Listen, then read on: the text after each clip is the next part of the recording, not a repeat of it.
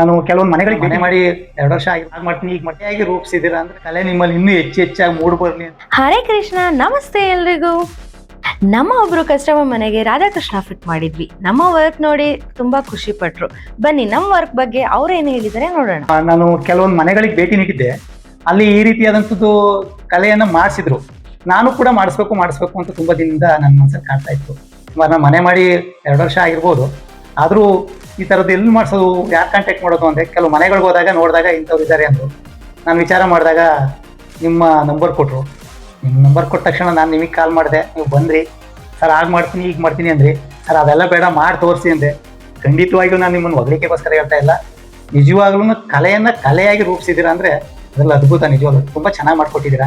ನಾನು ಯಾವ ರೀತಿ ಕೃತಜ್ಞತೆ ಸಲ್ಲಿಸಬೇಕು ಅನ್ನೋದು ನನಗೂ ಗೊತ್ತಾಗ್ತಾಯಿಲ್ಲ. ನಾನು ದುಡ್ಡು ಕೊಟ್ಟದಾಗಲಿ ಮತ್ತೊಂದಾಗಲಿ ಅದು ಶಾಶ್ವತ ಅಲ್ಲ. ನೀವು ಮಾಡಿದ್ದೀರಲ್ಲ, ಇದು ತುಂಬ ಥ್ಯಾಂಕ್ಸ್ ಸರ್. ಇದು ಒಂದ್ಸಲ ನೀವು ಮಾಡಿದ್ದೀರ. ನಿಮ್ಮ ಬಗ್ಗೆ ನನಗೂ ಖುಷಿ ಆಗ್ತಾ ಇದೆ. ಈ ಕಲೆ ನಿಮ್ಮಲ್ಲಿ ಇನ್ನೂ ಹೆಚ್ಚಾಗಿ ಮೂಡ್ ಬರಲಿ ಅಂತ ನನ್ನ ಒಂದು ಆಸೆ. ಈ ಕಸ್ಟಮರ್ ನಮ್ಮನ್ನ ಕಾಂಟ್ಯಾಕ್ಟ್ ಮಾಡೋಕ್ಕೆ ತುಂಬಾ ಹುಡುಕಿದ್ದಾರೆ ಅಂತ ಹೇಳಿದ್ರು. ಯಾರೋ ಕನ್ಫ್ಯೂಸ್ ಆಗದಲ್ಲೇ ಸ್ಕ್ರೀನ್ ಮೇಲೆ ಕೊಟ್ಟಿರೋಂಥ ನಂಬರ್ಗೆ ಡೈರೆಕ್ಟ್ ಕಾಲ್ ಮಾಡಿ ನಮ್ಮ ಕೌಸ್ತುಭ ಆರ್ಟ್ ಗ್ಯಾಲರಿಯನ್ನು ಕಾಂಟ್ಯಾಕ್ಟ್ ಮಾಡಿ.